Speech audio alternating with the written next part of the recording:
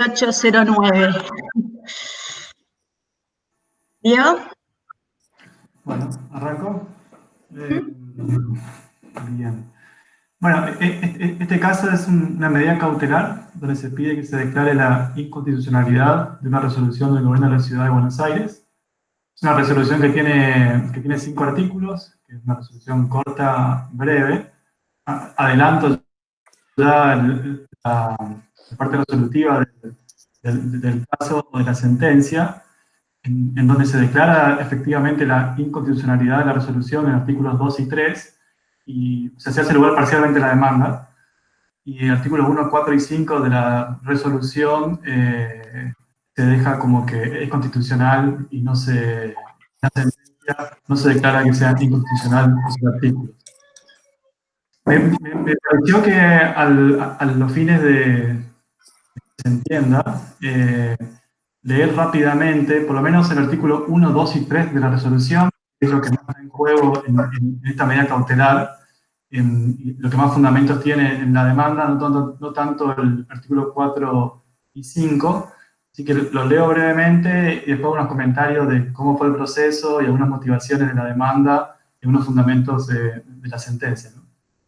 La resolución de gobierno de la Ciudad de Buenos Aires, artículo 1, dice: instrúyese a todo el personal de gobierno de la Ciudad Autónoma de Buenos Aires que no revistan reparticiones de naturaleza esencial en el marco de la presente emergencia sanitaria, a contactarse con las personas mayores de 70 años, a efectos de brindar asistencia e información a quienes lo soliciten, a fin de evitar situaciones que los expongan al riesgo de contagio y afectación del sistema de salud.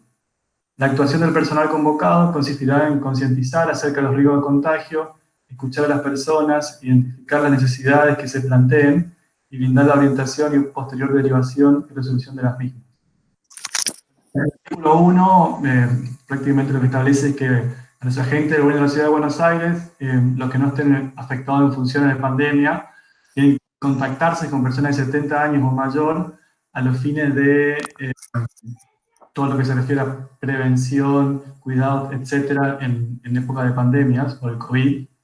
El artículo 2 establece: a los efectos de garantizar el conocimiento de todas las alternativas puestas a disposición por parte de la ciudad para evitar que las personas de 70 o más años salgan innecesariamente de su domicilio o lugar en el que se encuentren cumpliendo el aislamiento social preventivo y obligatorio, dispuesto por el decreto número 297, establece la necesidad de comunicarse previamente con el Servicio de Atención Ciudadana al número 147. Entonces, personas de 70 años o más que quieran salir de sus domicilios, ya sea para compra, farmacia, etcétera, tienen que llamar al 147 y avisar que van a salir.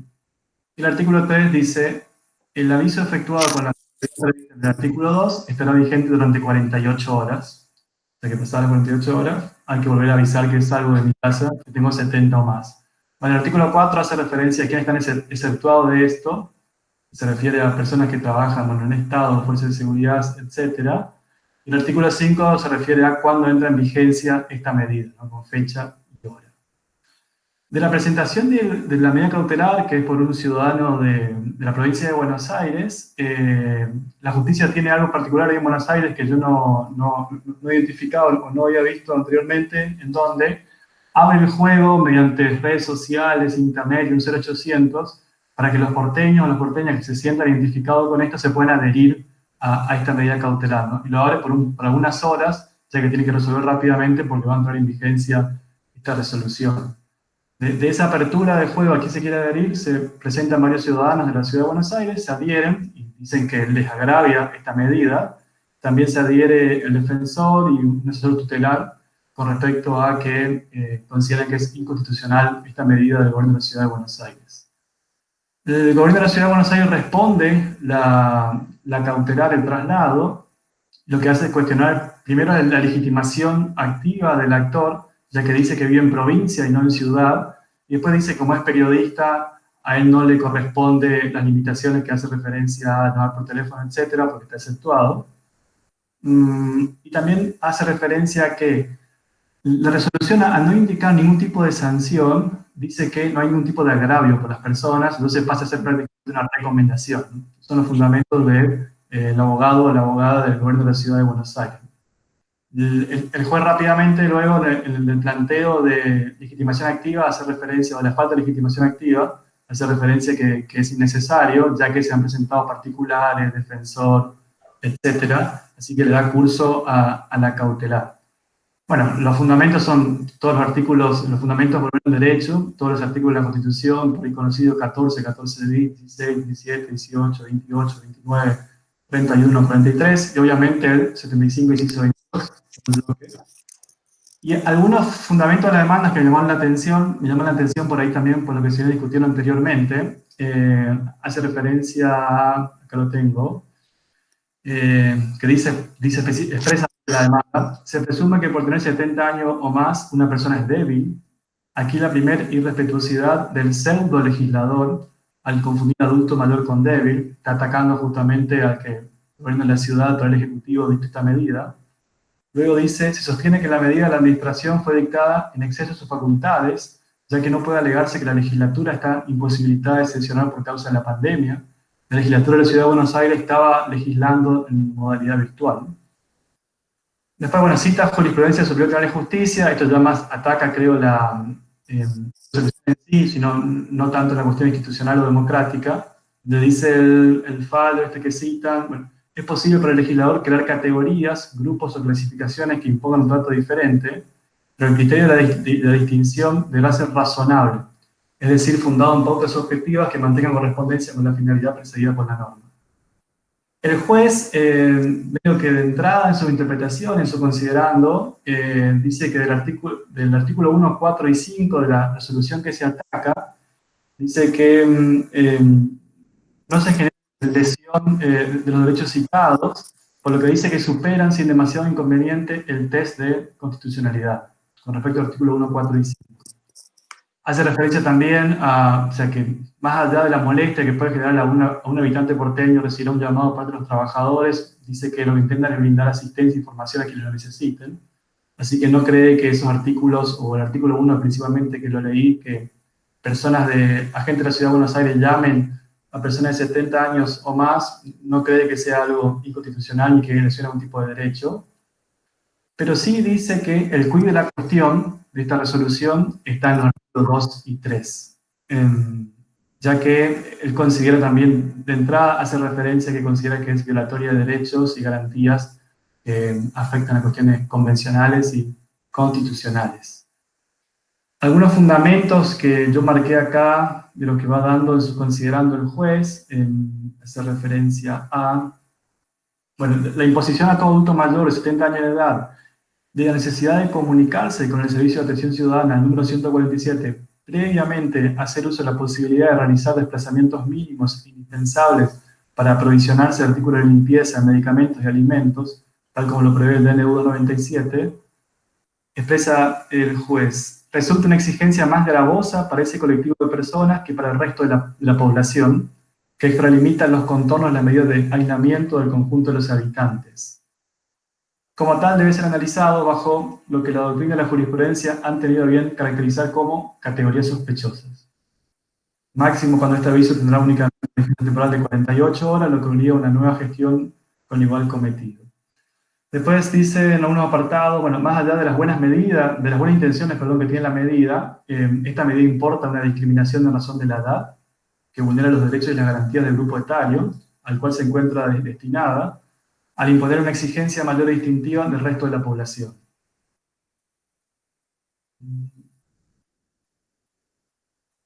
Bien, en alguna medida, esos son los fundamentos más importantes, tengo más fundamentos que fui marcando, pero creo que son los más fuertes e importantes.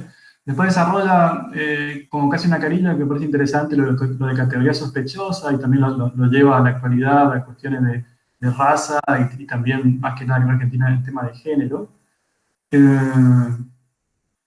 Y eso es más o menos, creo, lo que marqué como lo más interesante e importante de este fallo. Ok, ¿cómo se llama el fallo?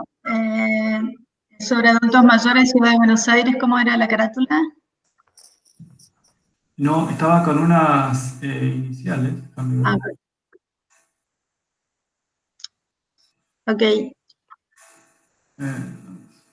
Ok, no sé si quieren Leandro o Liliana comentar sobre los otros dos, alguna cosa. Perdón, estaba mirando ahí, no encuentro la carátula. No, No. en el sumario marca algunas iniciales, pero no es... Sí. Estaba mirando justo eso. No sé si, Leandro, querés decir alguna cosa vos vinculada con el caso, si no, arranco yo. Sí, arrancamos. Bien, bueno, nada, el caso que me tocó a mí es un diputado de la provincia de Buenos Aires que solicita una medida cautelar para que se suspenda la aplicación de un decreto dictado por la municipalidad de Castelli, que es la provincia de Buenos Aires, que con este decreto se estableció una tasa que debían pagar la tasa ciertos propietarios. Y entonces da varios argumentos en contra de la presunción de constitucionalidad de esta tasa. Uno de los primeros argumentos es que lo que dice es que no se aplica a todos y que no queda claro cómo está seleccionado el grupo al cual se le va a aplicar. Dice que pareciera que no resulta claro quiénes son los obligados y por qué. No está establecido, dice, en función de la capacidad contributiva de cada uno de los contribuyentes. Otra de las cuestiones que dice es que el intendente no lo había fijado solo el intendente, lo cual parecía bastante obvio porque en ese momento el Consejo Deliberante estaba en receso, pero posteriormente el Consejo Deliberante aprobó esta tasa, y no solo aprobó esta tasa, sino que lo que dice después los considerando del fallo es que se citó a los grandes contribuyentes, que es un requisito que establece la Constitución de la Provincia de Buenos Aires, se citó a los grandes contribuyentes para que aprobaran también y todos estuvieron de acuerdo con esta tasa, que la finalidad era establecer o crear un fondo de emergencia para de asistencia por la situación de COVID, básicamente de asistencia para el hospital de Castelli. ¿Qué más tengo para decir como de los hechos? Bueno, y lo que alega es el peligro en la demora y por eso justifica la medida cautelar, y que lo que dice es que ya se habían emitido las boletas y ya estaban en curso para cobrarse, y con lo cual necesitaban como poner un stop. Lo que hace el tribunal lo decide por la falta de legitimación de este sujeto, del diputado para ser representante, básicamente porque él no era un sujeto afectado, ni siquiera tenía domicilio en Castelli, o sea, no tenía nada que ver, entonces creo que el punto va por ahí. Dice que básicamente lo que sostiene, que creo que va ahí en línea con un poco lo que dice la Corte, no alcanza con tratar de defender la mera legalidad, sino que lo que se requiere para dar lugar a una medida cautelar es una afectación concreto a algún sujeto, a algún derecho del sujeto activo. Creo que no sé si... Esperen que busco a ver si tengo alguna otra cosa más marcada. Esto sería, digo, vinculado con la falta de legitimación del actor. Y después lo que el tribunal, lo que el juez empieza a desgranar es la situación un poco de, bueno, si es válida o no es válida este tipo de tasas que se imponen por parte de la municipalidad, y lo que dice es que las municipalidades tienen esta facultad de crear estas tasas, y más aún en situaciones de normalidad, dice, y más aún en situaciones de emergencia, cuando la finalidad está destinada a colaborar con la situación del hospital municipal. Creo que, a ver si tengo alguna otra cosa más. No, creo que, no sé, no, digo, me parece que es por ahí, no tengo otras cosas más marcadas. Me parece que había algo vinculado con eso, yo lo tomé más con la necesidad de demostrar la efectiva afectación cuando se va a dictar una medida cautelar, y no tanto con esto que decía Mariela al principio de la presunción de constitucionalidad de los actos de gobierno, pero por ahí hay un poco de esa argumentación de lo que dice es esta medida en principio se puede tomar en situaciones de normalidad y también en situaciones de emergencia porque está destinada a socorrer el hospital municipal. Creo que es esto lo que tengo.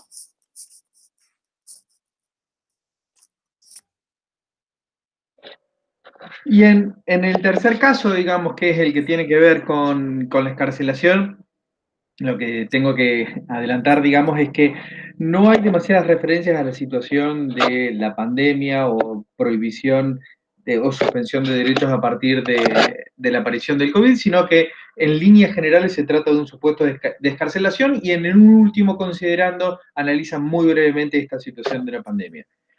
El caso en sí es de una persona, Sánchez, Gonzalo Sánchez, que está imputado de la Comisión de Delitos de Lesa Humanidad y que había permanecido en estado de rebeldía desde el año 2005 hasta el año 2020, radicado en Brasil, hasta que finalmente es detenido en Brasil, se realiza el trámite para traerlo al país y que pueda ser juzgado, y finalmente esto se concreta en mayo de este año.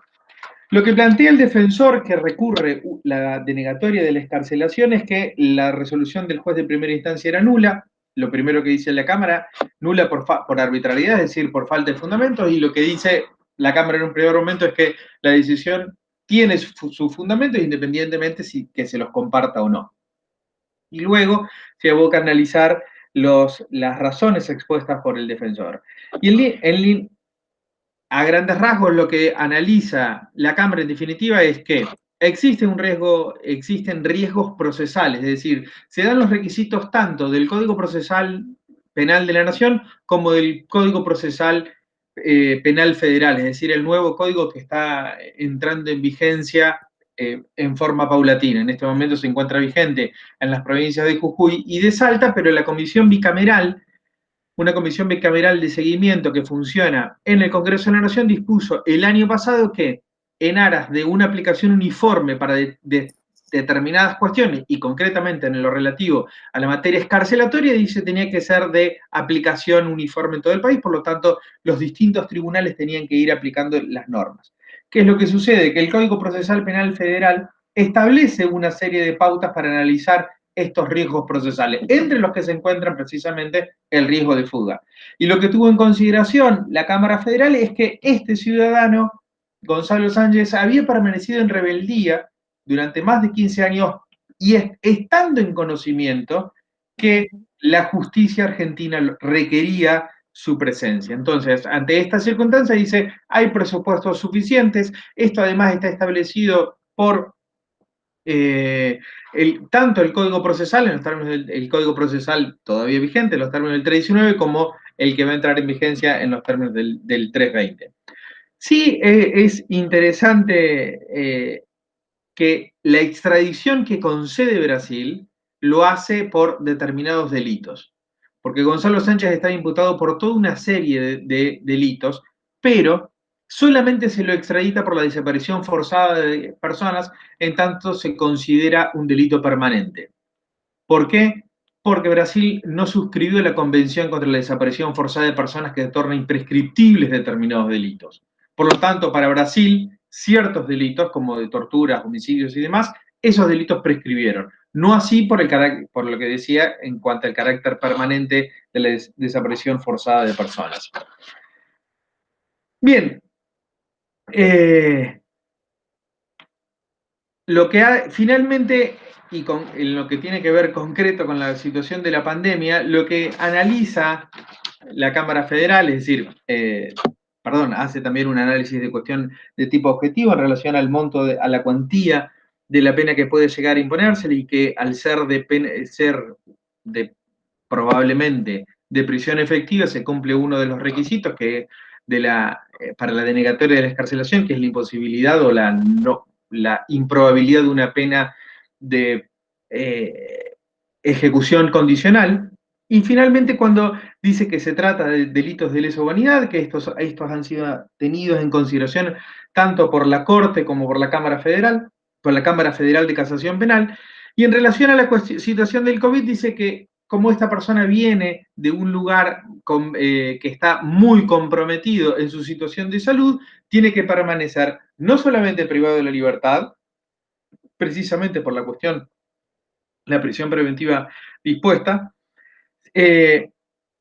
en una unidad carcelaria, pero además aislado, conforme las pautas establecidas por el Servicio Penitenciario de la Nación para resguardar a las personas que provengan de lugares en riesgo. Es decir, esto sí ya concretamente en relación a la pandemia. Y que una vez superado ese plazo, que es de 14 días, recién ahí se le va a poder tomar declaración indagatoria.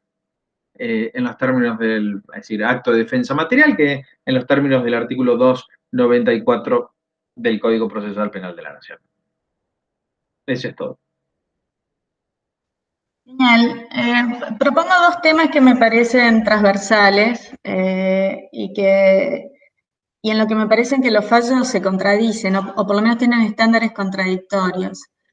Legitimación activa y criterio de razonabilidad para la pandemia.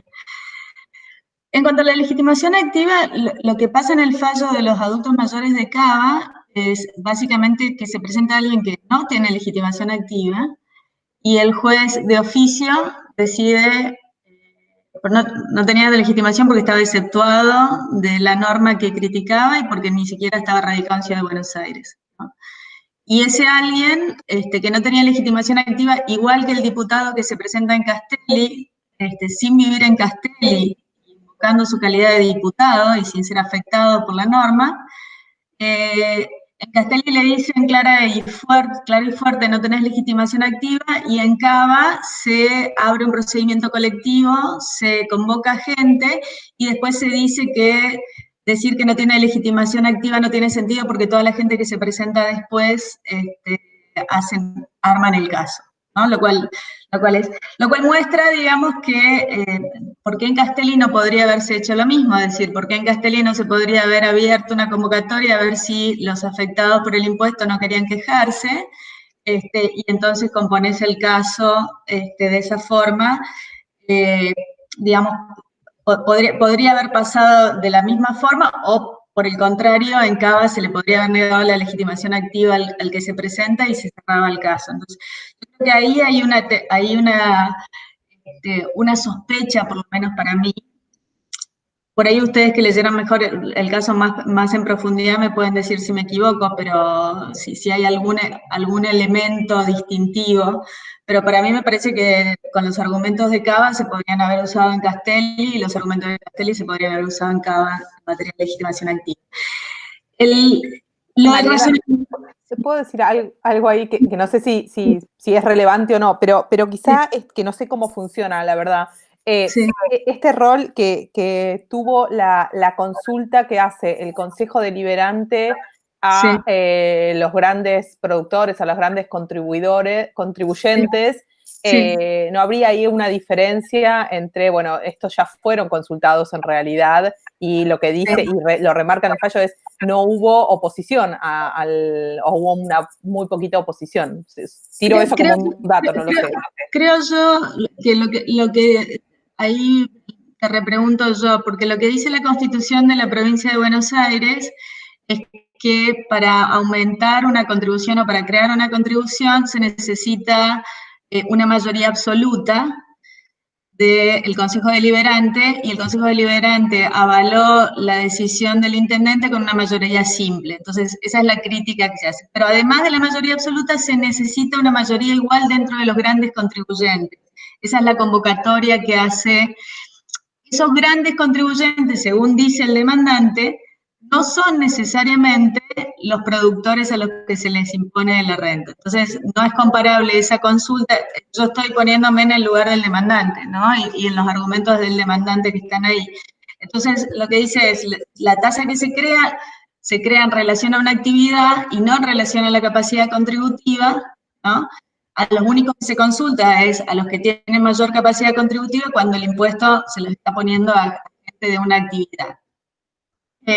Entonces, me parece que ahí hay una cosa, digamos, de si la acción pretendía ser colectiva y si un juez tiene, digamos, la competencia para convertirla en colectiva frente al interés público que puede haber en ella y qué sé yo, lo que ocurrió o lo que ocurre, me parece, en la legitimación activa típicamente es un prejuzgamiento del caso antes de decir sobre la legitimación activa. prejuzgo que hay un caso colectivo, por lo tanto prejuzgo el final del caso colectivo y por eso entonces abro el caso a la legitimación colectiva. Me parece, digamos, eso es por un lado. Ahora, lo que a mí más me interesa de los tres casos es que sí yo veo fuertes contradicciones en materia del criterio de control de razonabilidad de medidas de emergencia, ¿no? En Cava se aplica el escrutinio estricto propio de las categorías sospechosas, que significa básicamente que acá hay un adulto mayor, por lo tanto hay una categoría sospechosa dentro de la norma, por lo tanto presumo que la norma es desigualitaria o inconstitucional y es el Estado el que me tiene que probar lo contrario. En Castelli, yo tengo una norma que se le aplica a un sector, a una actividad, ¿no? Dirigida exclusivamente a un sector, a una actividad, no por su capacidad contributiva, no por razones de progresividad, etcétera. Pero yo presumo que como es una norma tributaria, y porque la ley de procedimiento contencioso administrativo de la provincia dice pague y después puede presentar el juicio contencioso, que es igual a esa regla del solvete et repete, ¿se acuerdan? La regla de se presume la legitimidad del Estado, entonces usted tiene que pagar primero antes de reclamar. Esa regla lo que hace es justamente la inversa, o sea, precisamente porque se trata de una norma que atiende a una emergencia, entonces se justifica que usted tenga que pagar primero y después quejarse. Y por lo tanto no va a la cautelar porque la cautelar eliminaría ese sentido de esa presunción, ¿no? O sea, la cautelar le quitaría total sentido a eso. Mientras en el otro lado va la cautelar porque se presume precisamente lo contrario, ¿no?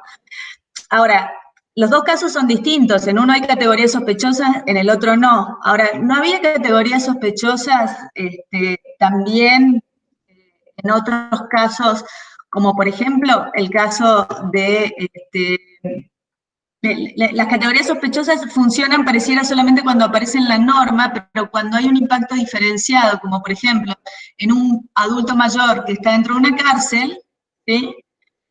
En ese caso no sospechamos de discriminación, digamos, no sospechamos que una norma, no sospechamos que el rechazo de una excarcelación de un adulto mayor, que es un grupo vulnerable, me parece que ahí hay algo de cómo funciona esa categoría sospechosa. No sospechamos que la gente, los impactos diferenciales de las medidas de aislamiento sobre grupos etarios, sobre ciertos territorios o sobre ciertas condiciones de habitabilidad, por ejemplo, podrían también constituir una presunción de la ilegitimidad de la norma de aislamiento en relación a esos grupos, ¿no?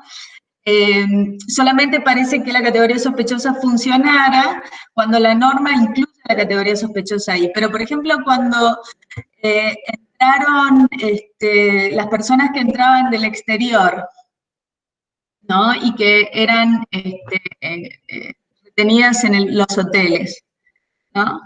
El primer decreto de aislamiento que estaba dirigido exclusivamente a eso, a las personas que entraban a la Argentina. Esas personas que entraban a la Argentina podrían tranquilamente, uno podría decir, ser pensadas como alguna categoría sospechosa relativa, no sé, a su vulnerabilidad de salud, ¿no? Como potencial grupo de riesgo, ¿yo podría ser una categoría sospechosa o no? No, no te lo imaginas así. ¿Hay alguna relación entre ser parte de un grupo de riesgo y por lo tanto de un grupo más vulnerable en términos de salud y ser considerado una categoría sospechosa?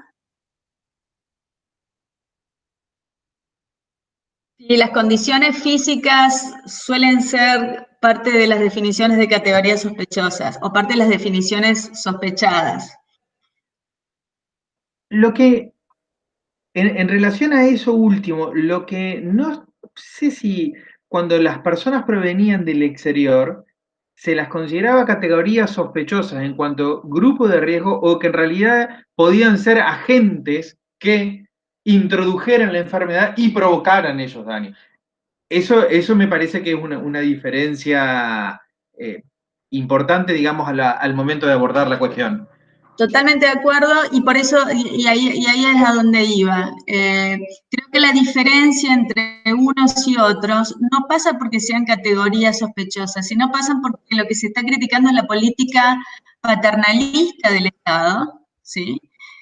Que no, respecto de la cual no hay ningún problema cuando es una política que está protegiendo a terceros. O sea, si yo encierro a discapacitados en un lugar, porque esos discapacitados, o adultos mayores en un geriátrico, porque esos adultos mayores podrían contagiar a otros, probablemente con el fundamento de que es para proteger a la población de la propagación, ¿sí? No importa que sean categorías sospechosas, porque el fundamento del control, el fundamento de la norma ahí es el fundamento de evitar daños a terceros. Ahora, cuando el fundamento de la norma es para protegerlos a ellos mismos, ¿sí? Lo que ocurre ahí básicamente es que lo que yo estoy criticando es el fundamento paternalista de la norma. Y me parece que hay alguna cosa así. Castelli se diferencia de Cava, ahora pensándolo desde otro ángulo, en que en Castelli las normas está dirigida a gente a quien no se la trata de proteger, sino a quien se trataban de sacar dinero porque estamos invocando intereses de tercero de otro lado. Entonces, hay algo ahí en la estructura de fundamentación que oculta, me parece, en realidad, un anclaje fuertemente liberal, ¿no? Se puede avanzar todo lo que quieras sobre libertades en la medida en que no digas que lo hagas para protegerlos a ellos mismos, sino que lo que estás haciendo es protegiendo a terceros de la propagación. ¿Se entiende esto o no?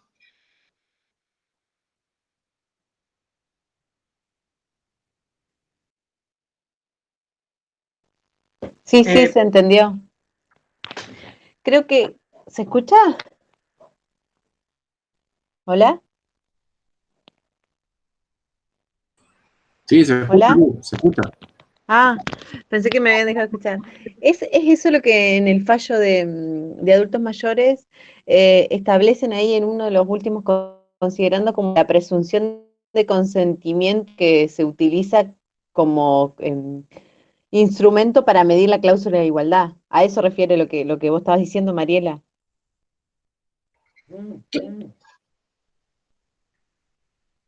Sí, por ahí va.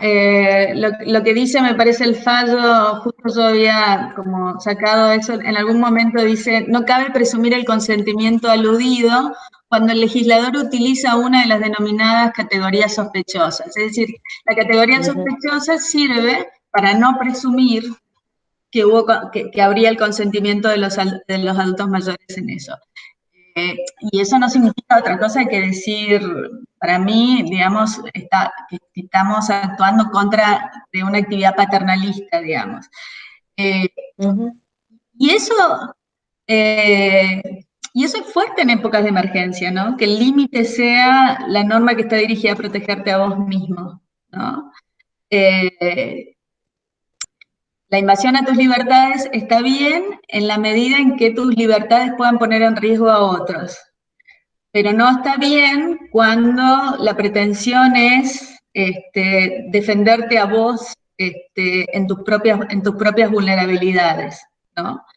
Y eso en algún punto es consistente con que no me preocupe tanto un adulto mayor adentro de una cárcel, ¿no?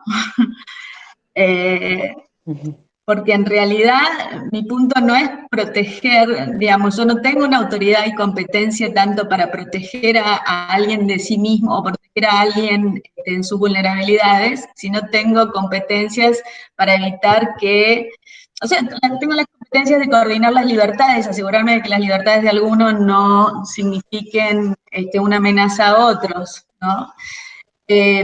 Por supuesto que es un argumento circular.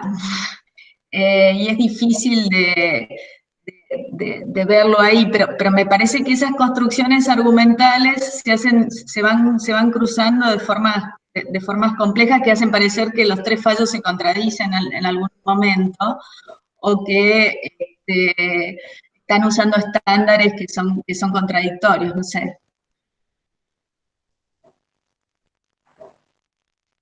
Yo, antes de volver a esta cuestión, hay una cuestión, hay algunos puntos en relación a la legitimación activa que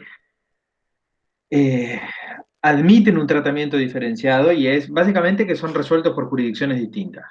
Y mientras que Cava tiene una tradición a partir del dictado de la ley 402, en que en ciertos, con ciertas pautas interpretativas se considera prácticamente una acción popular, en la provincia de Buenos Aires esto no ocurre de la misma forma, y de hecho, dentro de las categorías en las cuales puede diferenciarse, analizarse las acciones de inconstitucionalidad en el orden público provincial, ellos requieren una afectación diferenciada, que por ejemplo no exige la Constitución y la Ley de Procedimientos Constitucionales de Entre Ríos.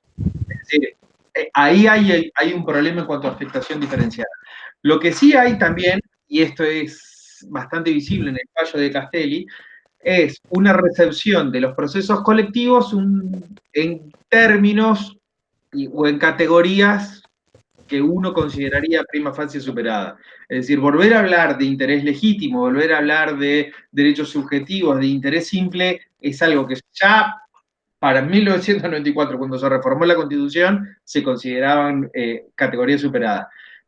Más, si a eso se le aduna las contribuciones, no solamente las contribuciones de dogmática procesal, incluso de dogmática constitucional, sino distintos fallos de la Corte, volver sobre ese punto creo que implica un retroceso.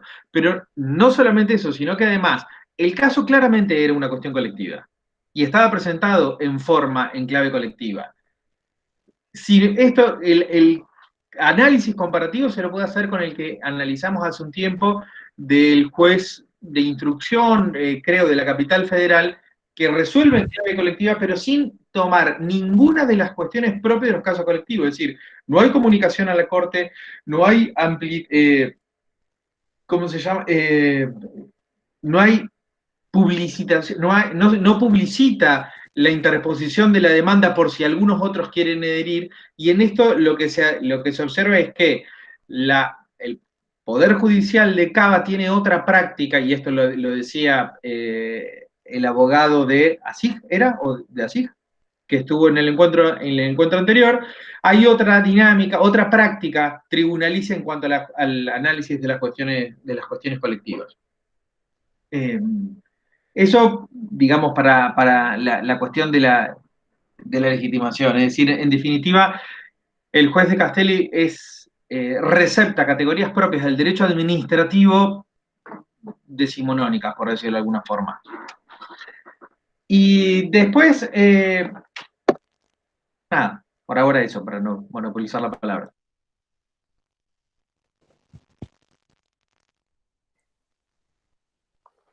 Para sumar un poco, quizá en línea con esto que decía Mariela del uso de las categorías sospechosas, yo digo, y pensándolo así como recién escuchando los tres casos juntos, pensaría más como el uso del argumento de igualdad, ¿no? Cómo aparece y cómo desaparece en cada uno de los casos.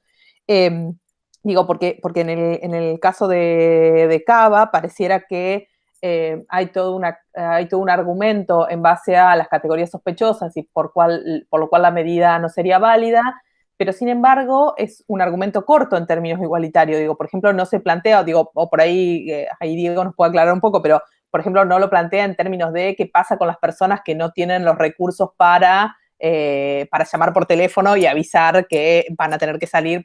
Digo, en esos términos no está planteado solo en términos generales. Entonces me parece que ahí hay un problema más genérico de cómo pensamos la igualdad. Y lo mismo en el caso de Castelli, ¿no? Aparece un argumento igualitario que dice, bueno, los impuestos no pueden ser para todos iguales, y algo así como igualdad en igualdad de circunstancias, y pasa de largo y dice, por esto el impuesto está bien impuesto, está bien que se hagan diferenciaciones, y sigue de largo en la argumentación. Y en el caso de las cárceles directamente no aparece ningún argumento igualitario, o por lo menos la misma categoría sospechosa debería haber entrado en el por lo menos teniendo en cuenta las citas que hace el juez de Cava, ¿no? O la sentencia en la Ciudad de Buenos Aires. Entonces, me parece que hay un tema ahí en cómo se usa igualdad y cómo lo dejamos de usar, ¿no? Hasta dónde queremos ir y hasta dónde vamos, hasta dónde no. Digo, esa era como una reflexión en torno a lo que decía Mariela. A mí me quedó ahí como, no me terminó de cerrar el ejemplo este que vos diste, si a las personas adultas mayores, ahora quizá no lo puedo reconstruir, pero dijiste algo así como si les pedimos que las encerramos en un establecimiento porque ellas pueden ser factores de riesgo, o sea, para cuidarlas, podríamos decir que esa limitación a la libertad es una limitación válida. Yo no estoy tan segura de que eso lo podamos, que eso sea así, aún en situación de emergencia. Pero no lo sé, digo, pienso por ejemplo en la situación de las personas que están internadas ahora en establecimientos de salud, digo, no sé.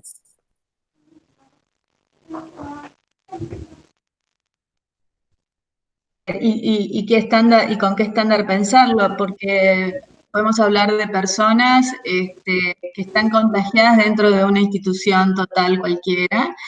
Podemos pensar de personas que están en un barrio que los cierran, acá en Córdoba los cierran a los barrios cuando aparecen uno o dos casos, ¿no? Y la policía los rodea y y en general son barrios marginales, ¿no? Que son cercados por la policía porque se encontraron casos ahí y porque se sabe que ahí la propagación va a ser rápida y entonces lo que se hace es se aísla rápidamente.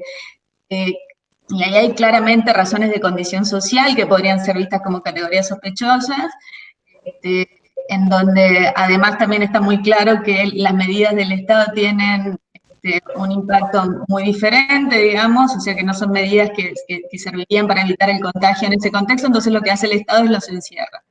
En todos esos contextos, en donde el encierro no tiene otra finalidad que evitar la propagación hacia afuera de esos territorios o de esos establecimientos, pareciera ser, con esta lógica que estamos viendo, de que esos encierros estarían justificados. Porque si la razón por la que yo no puedo limitar la libertad de alguien es solo porque no soy paternalista, digamos, porque no puedo usar el argumento paternalista de que es para protegerlo a él mismo, entonces pareciera ser que las razones que se están validando son las razones de evitar la propagación, ¿no? Entonces, solamente los adultos mayores, a los que no se los deja salir para protegerlos a ellos, no para evitar la propagación, sino para protegerlos a ellos, pueden invalidar una norma como esta, una norma restrictiva, pero si se trata de gente que está contagiada, y que podría ser también categoría sospechosa por ser enfermos precisamente, y se los encierra y se los recluye, como es para evitar la propagación hacia afuera, el hecho de que podrían ser categorías sospechosas desaparece de nuestro escenario. Porque en ese caso, como la justificación de la norma es evitar propagación, o sea, defender a terceros, entonces la limitación o la restricción a la libertad parece justificarse. No sé si, mi sensación es que estas construcciones de categorías sospechosas son ad hoc, son totalmente ad hoc, están para justificar una visión liberal particular de hasta dónde pueden llegar estas restricciones, con qué fundamentos se pueden dar estas restricciones, ¿no? En la medida en que yo fundamente que es para segregar a gente que podría contagiarnos a nosotros, está bien, digamos, en la medida en que es obligar a la gente a que no contribuya a una actividad que podría generar daños a todos, está bien. Ahora, si es una restricción solo para asegurarme de proteger, que se funda en protegerlos a ellos, entonces ya no está bien, ¿no? Y eso es interesante porque yo estoy diciendo que son medidas para proteger a alguien al final del día, que es para proteger a terceros, ¿no? pero le restringo la libertad a otro, ¿no? Mi sensación es que esa es la lógica que está detrás de esto, digamos, bajo toda esta dogmática de las categorías sospechosas o la presunción de legitimidad de los actos del Estado, pague después que y ese tipo de cosas, ¿no?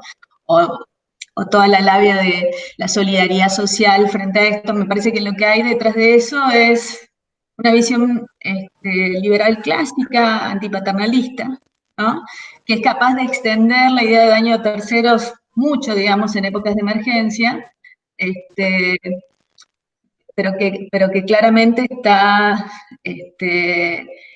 tiene como único límite que no digan que lo hacen por mí mismo, digamos, que lo hacen por mí, ¿no?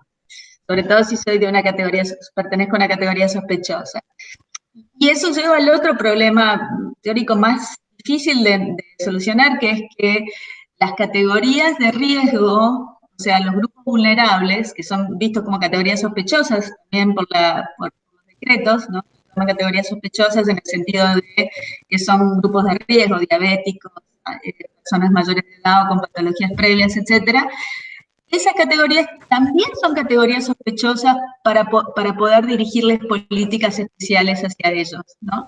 Y si esas políticas especiales hacia ellos se dirigen con carácter restrictivo, van a ser siempre inconstitucionales y van a ser inválidas entonces, ¿no? Y eso es complicado porque si vos no podés generar políticas diferenciales hacia esos grupos de riesgo, ¿no? Hay una tasa muy importante que a vos te interesaría bajar, que es la de mortalidad, a la que vas a tener menos posibilidades de afrontar, ¿no?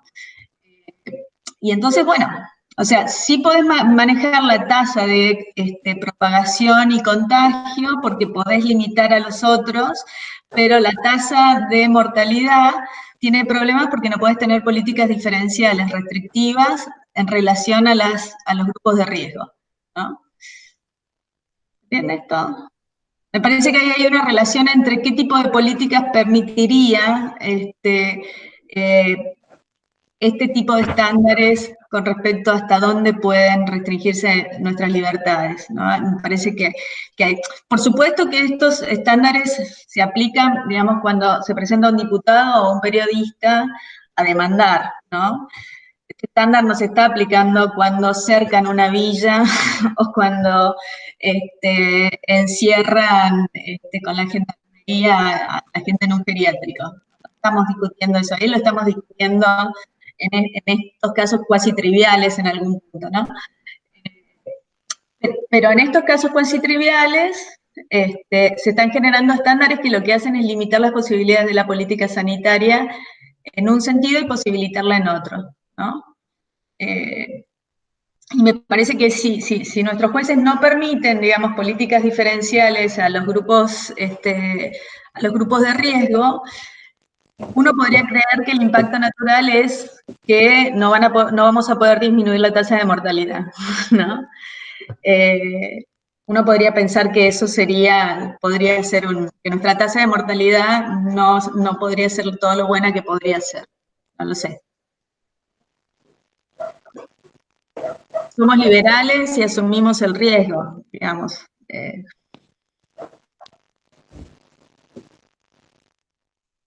Otra cosa que se puede desprender ahí del fallo de adultos mayores es que en realidad no supera, según lo que dice la sentencia, no supera el test de constitucionalidad por haber sido la medida basada en torno a la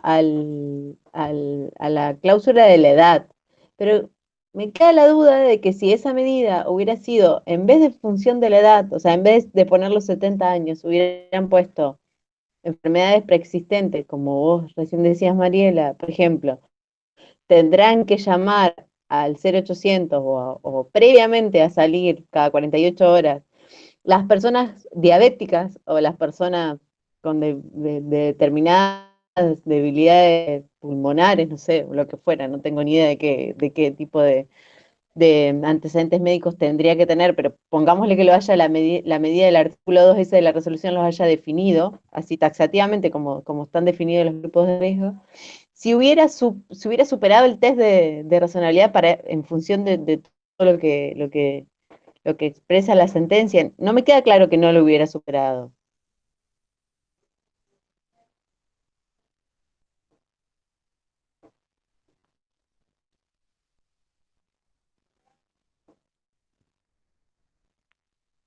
No, yo también creo igual. Lo que pasa es que el criterio es, frente a una categoría sospechosa, la presunción es a favor de quien la invoca, o sea, del demandante, y es el Estado el que tiene que probar. Y entonces, mientras dure esa presunción habilita la cautelar. Después se discutirá durante el proceso. Pero creo que Cava dejó que esa cautelar funcionara y cambió de política, ¿no? O sea, abandonó esa política.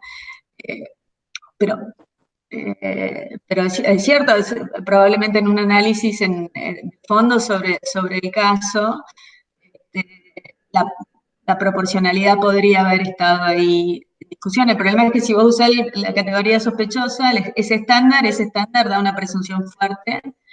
Y por cierto, en el caso de la edad Schifrin de la Corte no consideró que los jueces que sean mayores de 75 años tuvieran una categoría sospechosa, ¿no? Con lo cual, porque el criterio de categoría sospechosa ahí era distinto, era lo que estaba en la Constitución, o sea, los inmigrantes, los nacionales y nadie más.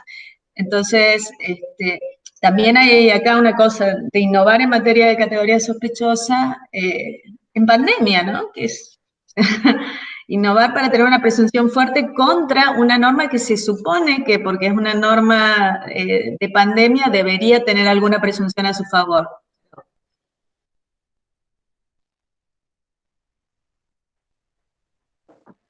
Pero nosotros estamos dispuestos a aceptar cierto paternalismo, por más que partamos de una concepción liberal. En la medida que nosotros estamos diciendo que las personas que conducen un auto o que van dentro de un auto tienen que usar cinturón de seguridad, o las que van en moto tienen que usar casco, y que son medidas que pretenden tutelar a quienes van arriba de esos vehículos, estamos dispuestos a aceptarlos. Lo que se desprende del fallo de Cava es que paternalismo, más categoría sospechosa, por más que sea una cierta construcción ad hoc, es lo que no supera un test de constitucionalidad.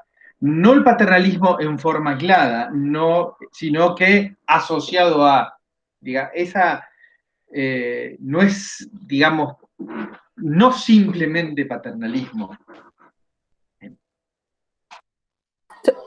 Yo agregaría ahí que se le suma a eso también que son medidas dictadas por el Poder Ejecutivo. Digo que también hay una diferencia con esto que marca Leandro, que aceptamos el uso del cinturón de seguridad. Bueno, pero quizá hay una diferencia entre quién está tomando las medidas y cómo se están tomando esas medidas. Iba a decir otra cosa y se me borró, pero esto, que quizá la identificación de las categorías sospechosas, que creo que ahí en el caso lo citan, que a mí también me llamó mucho la atención, es el último caso de la Corte Interamericana en materia de personas adultas mayores. Me parece que ahí ya el uso de las categorías sospechosas que hizo nuestra Corte ha quedado un poquito retrasado con los avances que se ha dado, por ejemplo, la Corte Interamericana, que en ese caso lo cita, que en general lo citan cuando queremos, pero bueno, ahí aparece.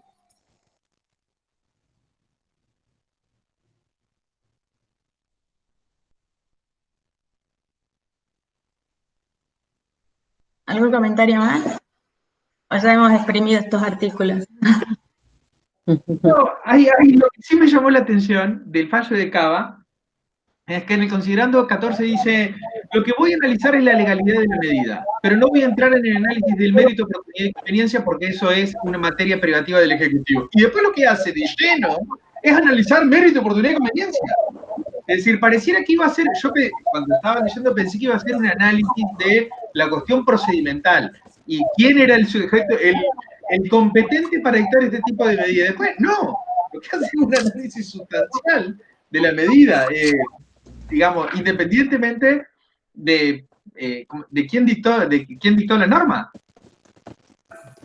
Sí, y agrego un punto más que no hice referencia, pero al final también hace referencia al traslado de gobierno de la Ciudad de Buenos Aires, que establecía de que no era obligatorio el cumplimiento, porque no establecía una sanción, y al final también el juez le dice, bueno, de última modifiquen la resolución.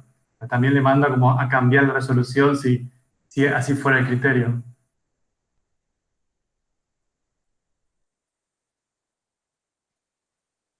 Hay como un chisme para, para contar en el caso este de Castelli y del diputado. Me parece que hay un problemita con el intendente de Castelli que no nos está convenciendo del todo. No sé si hace unas semanas salió una noticia que el intendente Castelli cerró la localidad y no deja entrar a los de la localidad vecina que están tipo divididos por una calle, o sea, una cosa así muy, muy interesante. Parece que Castelli tiene como el hospital más importante, no los deja cruzar, entonces me parece que hay como una cuestión política ahí en el medio de por qué un diputado de un partido inició una acción contra un intendente de una localidad de otro partido. Me parece que ahí hay algo interesante.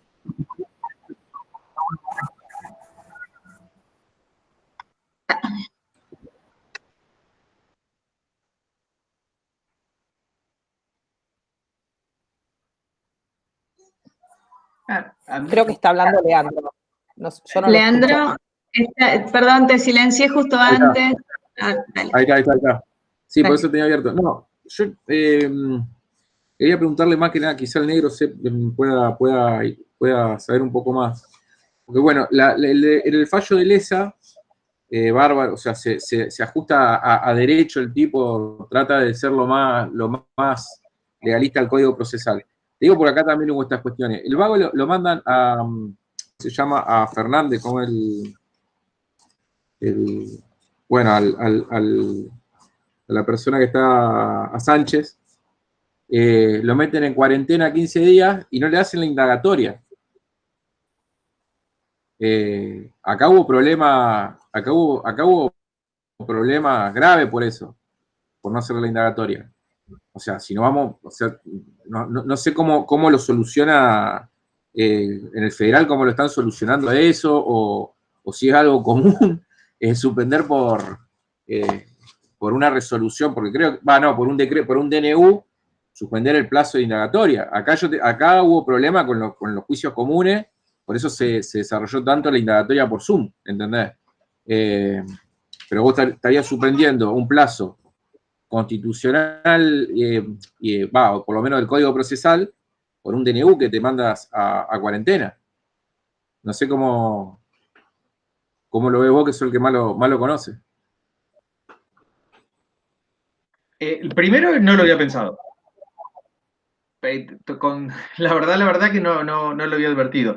Lo real es que por más que yo hable de prisión preventiva y de rechazo a la excarcelación, probablemente lo que haya planteado el abogado defensor es una exhibición de prisión, que técnicamente no es lo mismo y hay alguna diferencia. La exhibición se solicita antes de la indagatoria. Antes de la indagatoria. En este caso, lo que se resolvió es previo a la indagatoria. En ese caso hay 10 días para resolver. Habría un interregno de 5 días en 5 días en una especie de nebulosa que podrían ser suplidos con la decisión del Ejecutivo de que toda persona que provenga del exterior tenga que permanecer aislada. En este caso, lo que circunscribe es el lugar donde se va a producir el aislamiento, que en lugar de ser en un hotel, como eran las personas en libertad que volvían a Argentina, es en una unidad carcelaria. No sé, es a título explicativo lo que te estoy diciendo, no es un justificativo. La verdad que, no sé, tendría que pensarlo con mayor detenimiento, pero supongo que sí, que en realidad la indagatoria podría recepcionarse por Zoom o por algún otro medio alternativo con la aplicación de cualquier aplicación para solucionar esta cuestión del plazo. Pero estimo que ese interregno de 5 días puede ser suplido, si se quiere, por la prohibición de circulación Sí, de circulación que dictó el Ejecutivo, que para cualquier persona que provenga del exterior. Solo insistir en una cosa sobre lo que dijeron Lili y Diego antes. Estamos frente a dos casos donde la medida fundada en la emergencia pública es dictada por órganos incompetentes. O sea, por lo menos, a ver, decirlo por órganos incompetentes, supone la asunción de las facultades legislativas que se le delegaron o que podría ejercer el Ejecutivo Nacional, ya no por el delegado natural, que es el gobernador de la provincia de Buenos Aires o el jefe de gobierno de la ciudad de Buenos Aires, sino, en el caso de la medida del CABA, por dos ministerios, posiciones ministeriales, y en el caso de Castelli por un intendente, ¿no? O sea, esa delegación del 128 de las facultades del Ejecutivo ya las están asumiendo. En cualquier momento la asume el conserje del edificio, ¿no? Ahí me parece, ahí me parece, y ambas delegaciones, en algún punto, me parece que en Cava se lo tomó un poco más en serio, ¿no? El problema de competencia que había en cuanto a quienes estaban emitiendo la medida, aunque no fue el punto clave, ¿no? Y en el caso de Castelli se dijo, bueno, no podemos ser tan legalistas en época de pandemia. Y dejó a un lado la violación constitucional del tipo de mayoría que necesitaba el Consejo Deliberante para sancionar ese impuesto, esa contribución. Entonces, me parece que ahí hay una cosa que está pasando y que eso está penetrando en la racionalidad judicial de una manera que no está explícita, pero que está subyacente, que es la emergencia, como veíamos en ese fallo de Corrientes tan tremendo, ¿no? Que iba en contra del otro fallo de Resistencia, o como digamos, en donde todo el mundo asume que hay algo en esas medidas que hay que proteger, dada la situación de pandemia. Y ya no importa si vienen del presidente, si vienen del Congreso del presidente, o si vienen, de dónde vienen, digamos. De donde vengan, tienen una fuerte presunción de su legitimidad por el fin que persiguen ya ahí.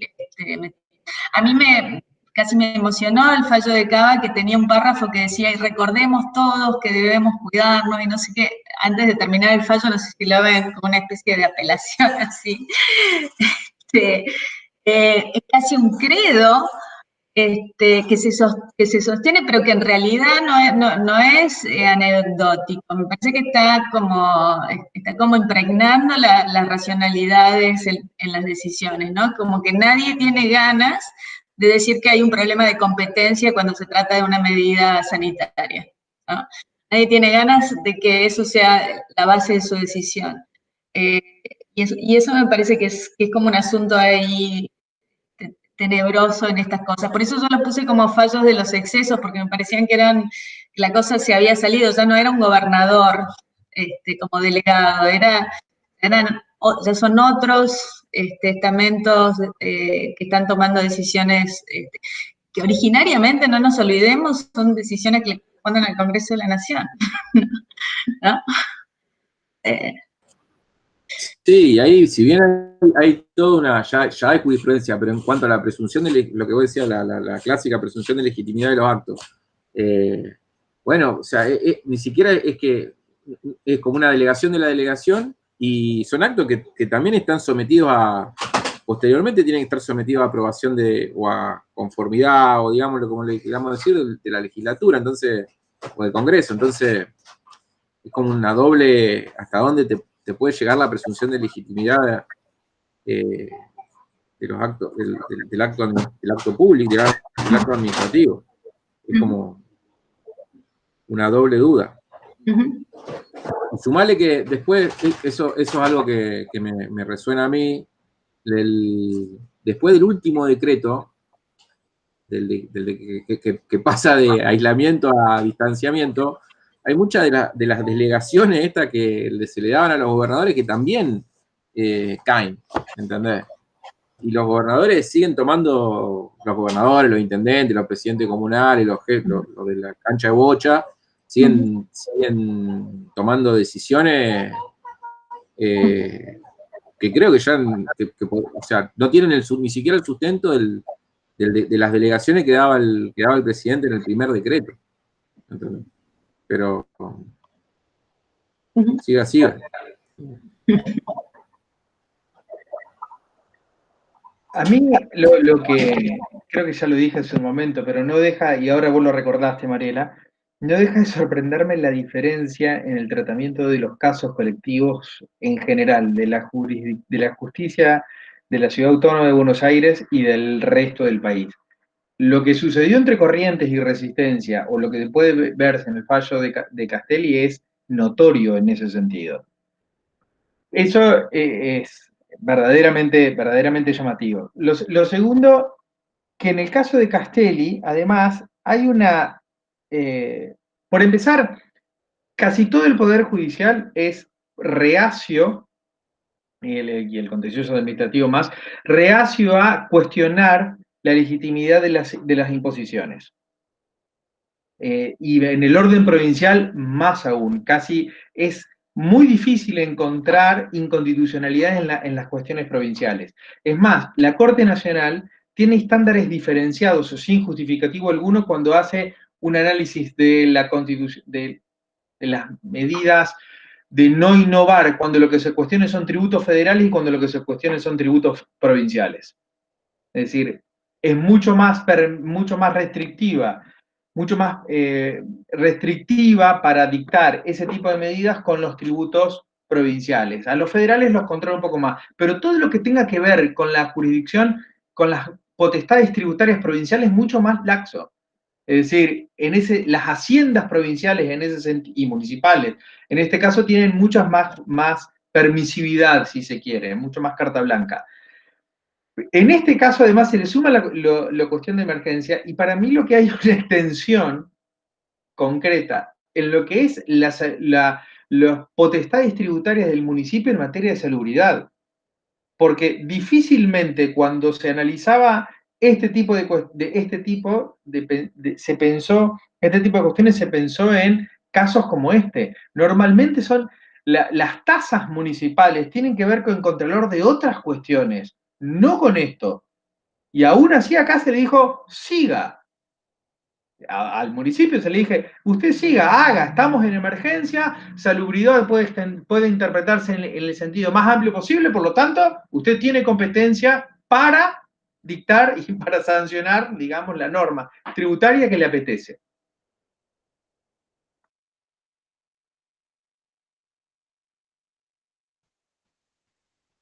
Con invocaciones de, bueno, la emergencia como una especie de mantra que justifica todo, y la equidad, la justicia, la igualdad, así como en grandes términos generales, ¿no? Y ahí ahí me parece que, yo no sé cómo fueron las demandas, ¿no? Por ahí las demandas tampoco estaban demasiado focalizadas, y muchas veces las demandas también son como grandes cosas fantasmagóricas, entonces la respuesta fantasmagórica les corresponde, digamos, pero sí me parece que de una primera aproximación, si uno ve un impuesto que no es justo de acuerdo a la capacidad contributiva, que no tiene rasgos de progresividad, que además es sobre inmuebles, lo cual empieza a hacerte creer que estamos en competencias que no son municipales, y tiene todos esos rasgos, bueno, uno podría decir, acá hay un asunto, por más que vos estés en provincia de Buenos Aires donde no exista la costumbre de llamar a los potenciales afectados o inscribir el caso en un registro de casos colectivos, y estés signado por todas esas cuestiones, me parece que hubo un tratamiento del caso como fue presentado que la respuesta de la igualdad y de la emergencia, de qué sé yo, que fue como un estándar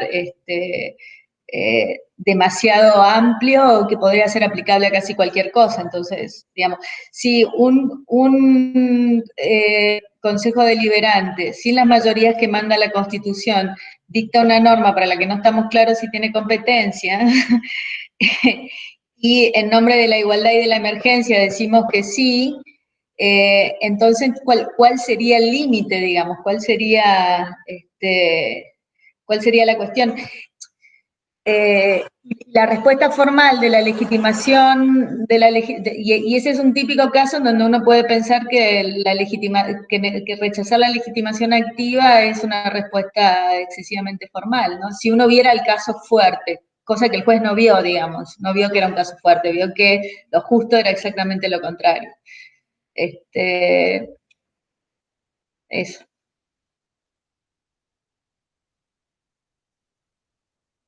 Bueno, estamos más o menos en hora, no sé si quieren comentar algo más. Estaríamos bien ya. Hemos sacado bastante jugo, me parece. ¿Algún otro comentario? Corto la grabación. Corto la grabación. Agregar algo, pero sí, se puede cortar la grabación. Listo.